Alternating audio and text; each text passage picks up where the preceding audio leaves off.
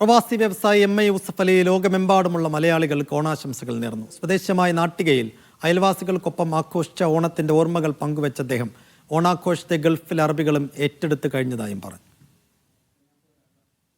മലയാളി സഹോദരി സഹോദരന്മാരെ, സുഹൃത്തുക്കളെ, സ്നേഹത്തിൻ്റെയും സാഹോദര്യത്തിൻ്റെയും സമത്വത്തിൻ്റെയും സമൃദ്ധിയുടെയും ഒരു കാലഘട്ടമാണ് ഓണത്തിൻ്റെ കാലഘട്ടം. മലയാളികൾ എവിടെയൊക്കെ ഉണ്ട്, അവരും അവരുടെ കൂടെ ഉള്ള മറ്റ് രാജ്യക്കാരും ഒരുമിച്ച് സന്തോഷകരമായി ആഘോഷിക്കുന്ന ഒരു വലിയ ആഘോഷമാണ് ഓണം.